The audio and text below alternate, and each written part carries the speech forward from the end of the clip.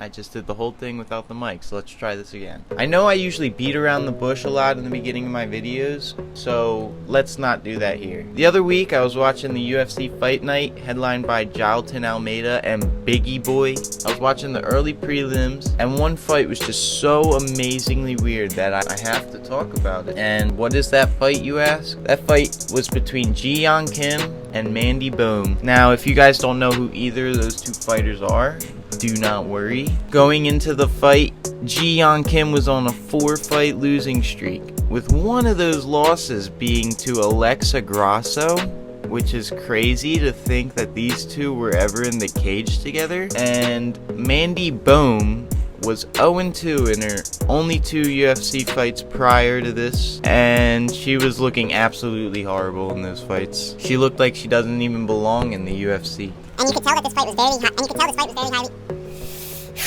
And you could tell the fight was very highly anticipated as they rescheduled it, because it was booked a couple months ago, but then Mandy Bohm pulled out. So it was, and everyone was so disappointed because they wanted to see this fight so bad that they had to reschedule it. When looking at the opening odds, you could see that they were predicting that Ji-Yeon Kim would be the winner of the fight pretty easily. And this has nothing to do with the odds or anything, but if you saw the stare down, it was probably the most intense one of the week that week, which is kind of weird because, well, I mean, it was kind of weird until I figured out why. And the reason why is because when the fight fell off previously, Ji-Yeon Kim had skipped her grandmother's funeral to show up to the fight and get paid, just for Mandy Bohm to have called the fight off, or called out. I was gonna say called out. Just for Mandy Bohm to have canceled the fight for some reason. That's why Ji-Yeon Kim has all this animosity towards Bohm. I don't know why Bohm has animosity towards Ji-Yeon Kim. Maybe she's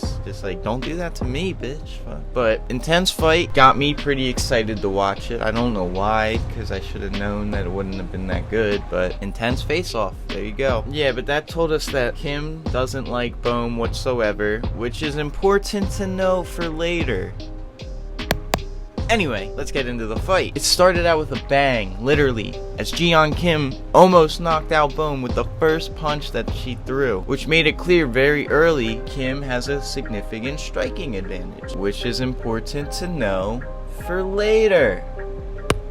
But the rest of the first round was pretty unproductive, as it was just each girl trying to lay on top of each other, doing absolutely no damage whatsoever. And yeah, the funny thing is, UFCstats.com actually had each girl's significant strikes for the first round at 4 combined between the two of them. Total 4 first round. That's something. But you see the second round numbers. You see how they go up, and that's because the second round took place mostly on the feet. And it was pretty like back and forth. Round 1 could have gone either way. I would have given it to Kim. Round 2 could have gone either way. I would have given it to Kim. But there were people giving it to Bohm, and it could have. I'm not arguing that. I'm not gonna die on the Kim hill. But something interesting happened at the end of the second round. Bohm finished the round on top of Kim, and then the buzzer sounded, and you're like, oh, we're about to go to commercial. But then out of nowhere, Kim just kicks Bohm off of her, which actually led to the ref taking a point away from Kim. So going into round 3,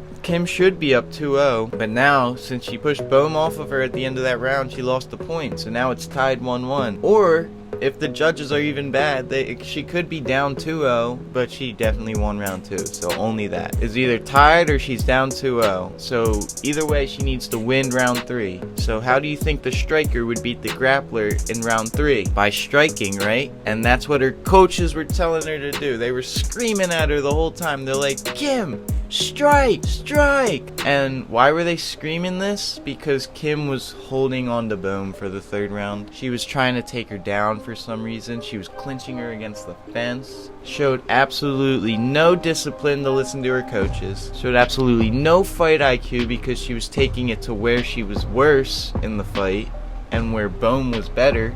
And despite her corner literally screaming at her that she needs to strike, she still was clinching up against the cage, trying to take Bohm down, which ultimately led to the craziness ensuing, Kim illegally kneed Bohm in the head. Bohm was trying to sell off the kick, looking like it hurt way more than it did, because there's no way that it blocked her vision out of her left or right eye, whichever one it was. Oh my gosh.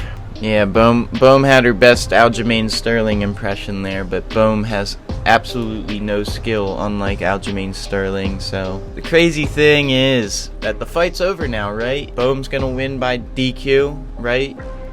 Wait, why is the ref walking over to Kim and taking away another point? The fight's already over. Wait, why is this going to the judges even though it should win by DQ, I thought? Wait, why did the first judge score it for Kim? What's going on here? Okay. Bohm won by split decision in a fight where she got illegally kneed. Probably didn't win any round, in my opinion, except that third round. And the ref took away 2 points from Kim, one of which after she was already disqualified for illegally kneeing Bohm in the face. What the just happened there? All in all, both of these girls should get cut. That's my opinion. Thank you guys for watching. I'll see you next time.